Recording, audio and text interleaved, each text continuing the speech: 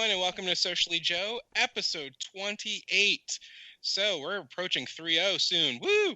Anyway, as usual, I invite business owners onto my show so they can talk a little bit about themselves and how they grew and give inspirational things and give us information in the industry. So I am here joined by my guest, Joy LEITNER, and now I'm going to turn it over to Joy. So Joy, tell us a little bit about yourself. Hi, Joe. Hi, my name is Joy LEITNER. I am my company is Insurance Planning Solutions, but let's go back a little bit.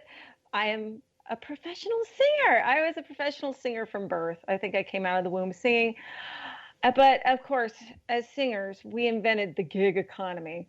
My first job was actually singing in a church at 12. But after that, my many jobs started to come on, and I joined Junior Achievement and became a teacher of business basics when I was a sophomore in high school to sixth grader. I was teaching Junior Achievement. Marketing was my specialty through all of those years.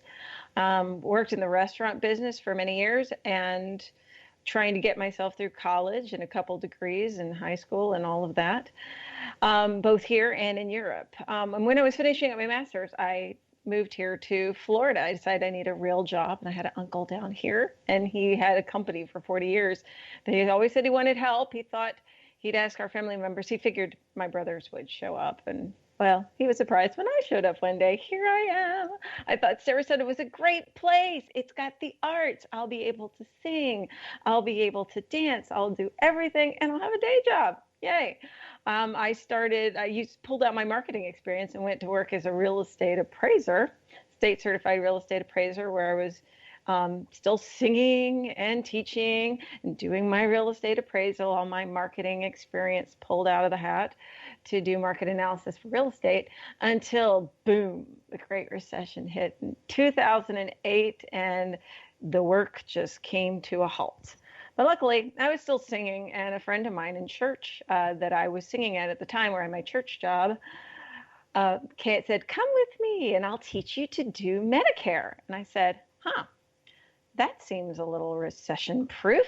So I got my Florida health license and health and life license.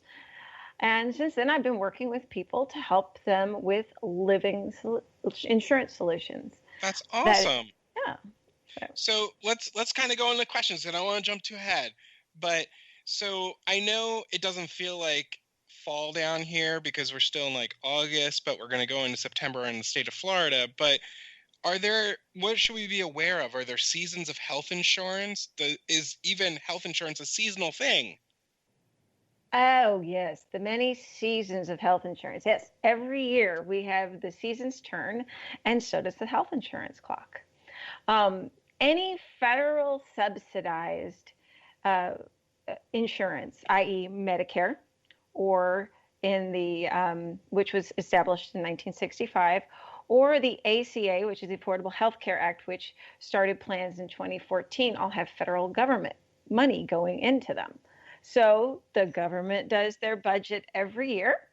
They do their thing. They get their money together, and then they bring out their numbers for the year, and then the plans start to do their numbers for the year, because the plan sponsors, they also have their budget. They look at their losses, and new plans always start on the first of the year. Most of the Medicare contracts and the Affordable Health Care Act, which are called qualified health plans, they have contracts that are just a year long, and they have set premiums, they have set costs, and all of them are good for a year. So each year in the fall, there is annual enrollment, and this is good for Medicare or affordable health care. It's a little bit different. The Medicare dates, Medicare comes first. They start in October. October 15th is officially the Medicare enrollment date, 15th through December the 7th. And at this point in time, everybody's looking at all the new plans and making a choice for next year. Same thing with the qualified plans, the affordable health care plans that you would purchase on the exchange or through a plan sponsor that offers those.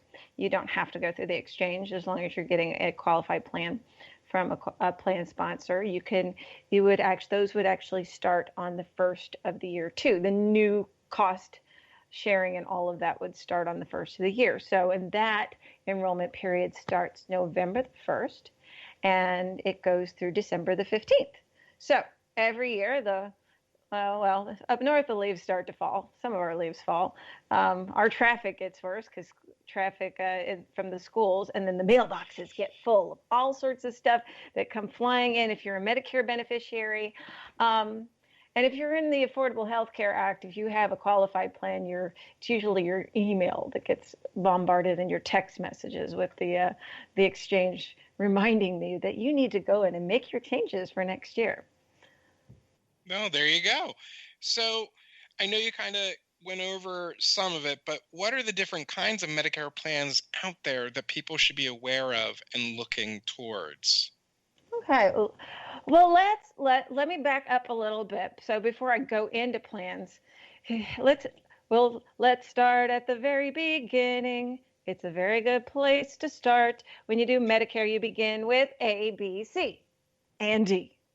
So you need to know what those are a little bit before, because if I start throwing you all these letters at you, because the government loves acronyms, everything is done in letters, and your head will explode.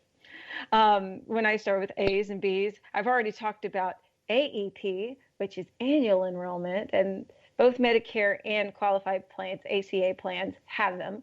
And then there's special enrollments, which are SEPs through the year.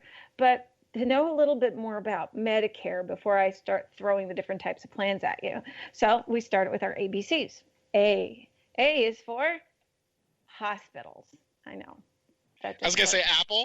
I was waiting for that. I was waiting for you to say Apple. A is for hospitals. Yes. So anything inpatient. B is for, no, it's not for boy. B is for doctors. I know, that's not quite it. B, it rhymes with D, and that's for doctors. That's for anything inpatient. Now, first, then there is C, which is Medicare Advantage, and which we'll come back to later. And then D stands for, do you know this one? Is it prescriptions? I don't know. Yeah, yeah, but that doesn't start with a P. It's for drugs. D is for drugs. Yes, D is for drugs. Oh, God, this is so bad. I know. Okay, well, here is your first. Let me give you your first math quiz for the day. So A plus B equals? C, D. I don't know. I'm not thinking right now. I love it. I always ask that question in my classes, and every time somebody says C, and I go, no, not really. No, it is. It's A plus B equals original Medicare. I know. That is, that's what was originally in 1965 when they came out with Medicare. There was originally Part A and Part B, and that was it. And over the years, they've developed Part C and then Part D. Part D was 2006. The government got out of the drug business, believe it or not, and they introduced Part D. And at that point in time, all of the plans all Part D, any kind of drug plans, are only offered by private companies. The government doesn't offer it. A and B are still all controlled by the government. That's CMS. Here's some more letters for you. The Centers of Medicare and Medicaid Services. Centers for Medicare and Medicaid Services. There's two M's there, but they only call it CMS. It's true. So the Medicare CMS is in charge of A and B. But C and D are done by private companies. D is for drugs, and but these private companies have to have a contract with the government, and it's a 12-month contract. I'm coming back to the seasons thing. So they have a 12-month contract with the government to offer, whether it's drug benefits, or C is Medicare Advantage is the subsidized version. It's a version that offers A and B benefits but by private companies rather than A and B, which is offered by CMS, the public government subsidized version. C is an option to have your A and B benefits covered by a private, and that's a choice. We'll come back to that a little bit later. As we go deeper into the math, right? You know what? There is so much information here now in math.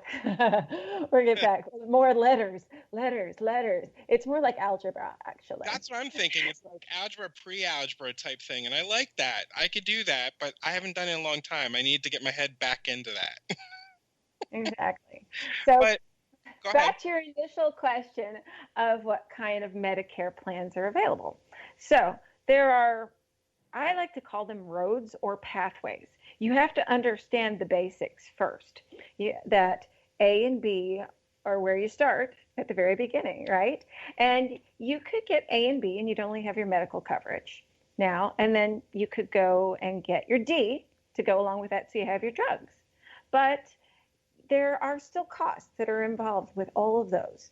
So that could be your road one. You could stop there, and about 30% of the United States actually just has A and B and D, and they're hanging out with nothing else, which there's no out-of-pocket maximums to Medicare. So, but that's one option. I mean, some people have a employer plan that might be available to them, that they actually offer them retirement benefits or allow them to stay on their insurance when they retire. And that's another pathway, but it's not available to everybody. But other than that, maybe you want to stay on the public option, but subsidize this. So there are subsidies.